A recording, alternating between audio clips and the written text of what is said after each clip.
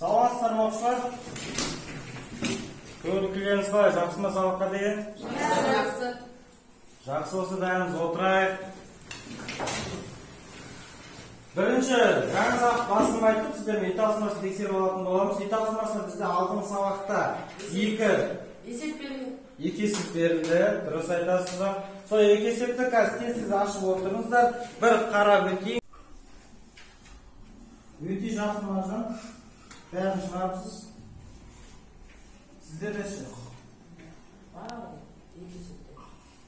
Сіздер мына форма түрлерінде үштен қате кеткен. Оны шығарып жолын дұрыс сабақ жақсы түсінесіз. Жарайсыз. Дұрыс. Это форма түрлерінде жерге салып кішкене болды. Түсінікті, е? Үй жұмысын ашыңыз. Аха, бар сізде. Не үшін?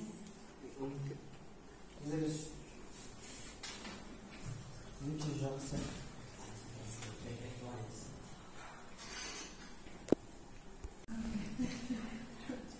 Өте жақсы, барлық есеп дұрыс шығарыпсыз, формула дұрыс түрлендіргенсіз. Біз енді бүгін бағалауды транскриптор өзіміз бұрынғы әдіспен бастайтын боламыз. Транскриптор әдісі 10 баллық жүйемен есептелетін болады. Осы арқылы сіздер бүгінгі балдарыңызды өздеріңіз қойып отырасыздар. Барлығымыз тақтаға қарайықшы. Тақтада не көріп тұрсыздар? Есік. Бұлай екеуінде қандай қимыл пайда болады? Тербеледі. Екеуінде тербеліс жасайды, иә? Яғни бүгінгі біздің сабақ. Бүгінгі сабақтың тақырыбы тербелмелі қозғалыс. Өте дұрыс айтасыз. Яғни бүгін бізде жаңа сабаққа тақырып тербелмелі қозғалыстар. Бәріміз кітапты ашайық, дәптерді ашамыз, бүгін жазамыз. Тербелмелі қозғалыстар. Бізде тербелмелі қозғалыстың екі түрі бар. Біріншісі серіппелі, екінші тербеліс арқылы. Тербеліс негізі механикалық тербеліс болып есептеледі. Механикалық тербеліс дененің бірдей уақыт аралығында дәл немесе жуықта қайталанып отыратын қозғалыс. Мысалы, сіздер әткеншек отыратын болсаңыздар, әткеншекте сіздер ары бері шайқалсаңыздар, белгілі уақыт аралығында ғана шайқаласыздар, иә? Яғни механикалық қозғалыс. Тербелістің сипаттамалары. Дененің тепе-теңдік күйден ауытқуы ысу деп аталады. Амплитуда әрпін белгіленетін болады. Тербелмелі бөлшекте тепе-теңдік қалпына ең үлкен ауытқуы. Яғни біздің ең үлкен мәніміз бар ғой, әткеншектен қанша биікке барамыз, сол ең биік мәні не болады екен? Амплитуда.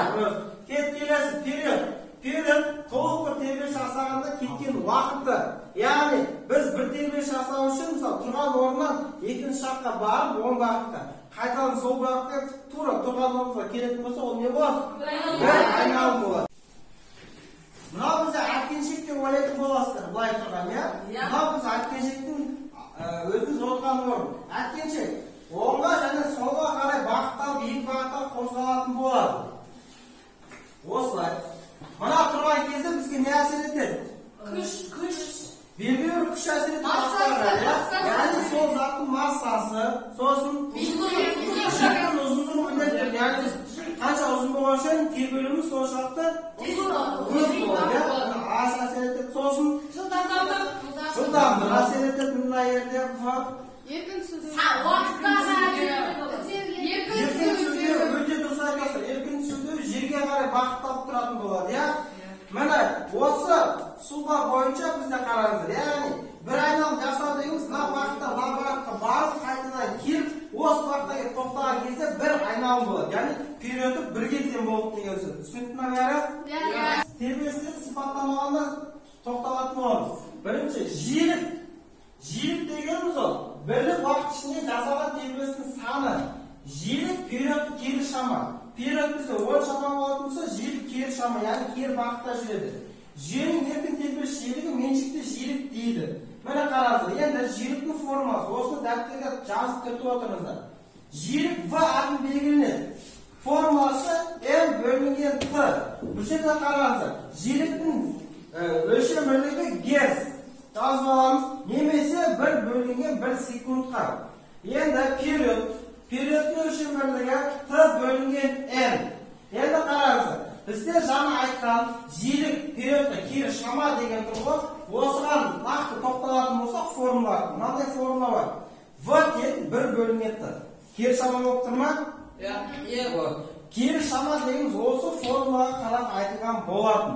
Енді осыны бәрін түсініп алсақ, дәптерімізге түртіп жазып алайық. Жазып жатсыздар ма? Жаңа сабақты түсініп болсақ, енді кішігірім серіктеу сәті және жаңа сабақ пысықтау ретінде біз бинго ойынын ойнайтын боламыз. Барлығымыз атсалысақ, дайынсыздар ма ойнауға? Қол көтеріп жауап беретін боламыз. Біріншісі, үшіншісі дейді. Жиілік дегеніміз не деген сұрақ келді? Айсұлтан. Жиілік дегеніміз кері шама. Сосын тақым болса көмектеседі. Жиілік деген жаңағы тербелудің кері шамасы видеоне қарамаған. Дұрыс. Бірлік ішіндегі жасаған саны, яғни кері шама көрсетеді. Келесі бингомыз жүріп жатыр бізде. 5 деген ұяшық келді. 5-ші ұясы не дейді? Период кері шама деп нені атайды? Бар ма?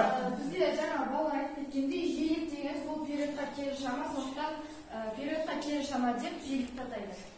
Яғни жауап бірі шықты, периодқа кері шама деп жиілікті айтады екенбіз. Келесі бингоны ойнатайық. Келесі бізде 1 деген ұяшық. 1 деген ұяшықта период деп нені атаймыз? Белгілі бір уақытта бір тербелмелі қозғалыстың тербелуі кеткен уақытта. Дұрыс. Толық бір тербеліс жасаған кездегі кеткен уақыты екен, Келесі ұяшық, 9-ші ұяшық. Амплитуда деп нені атаймыз деген сұрақ. Жаңа әткеншек деп айтып өттік қой. Соның максималды көтерілетін биіктігі амплитуда деп атайды. Яғни, мына жері бізде амплитуда болып есептеледі. Мәледі бастап белгілі мәнге барған жері максимал амплитуда. Өте жақсы, дұрыс. Яғни, бүгін біз сабақты бәріміз түсініккен екенбіз. Енді осы сабаққа байланысты сіздерге кішкене болсын тапсырмалар беретін боламыз. Сол тапсырмалар сіздерге есептер. Есептер береміз, сол есептерді шығарыңыздар, тездетіп. Уақыт 5 минут. Бір есеп.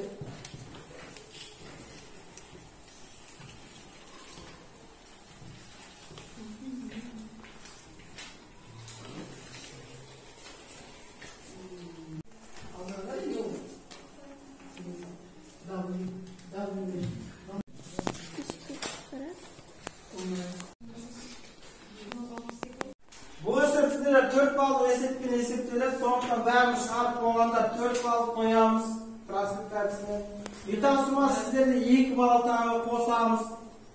Қостық па? Жақсы. Енді сіздерді тақтаға қарап физикалық диктант деген әдіспен 3 тапсырма берілген. Осы тапсырмаларға сіздер қараңыздар. Бірінші тапсырма, екінші, үшінші тапсырмасынан орындап, осыны қараңыздар. Бір тапсырма 1 балл. Бәрін жас болсақ бір тексерейік өзіміздің, дененің бірде уақыт аралығында дәл немесе жұптап қайтарыматарын қозғалыс. Герц, нені мөлшерлігі? Жиіліктігі. Толық бірде тегіс кеткен уақыт. Жиілік деп аталады. Толық бірде кеткен уақыт. Амплитуда. Ой, период деп аталады. Және бұл тапсырманың барлығын жақсы орындаған екенбіз. Енді 3 балдарыңызды қойыңыздар. Сізде 2 сұраққа жауап бересіздер, 2 балл. Тапсырмасын бәрін жазып алайық. Кітаптағы 3-ші және 4-ші есеп. Оқушылармен сабақ бітті. Сау болыңыздар. Бұнда байлық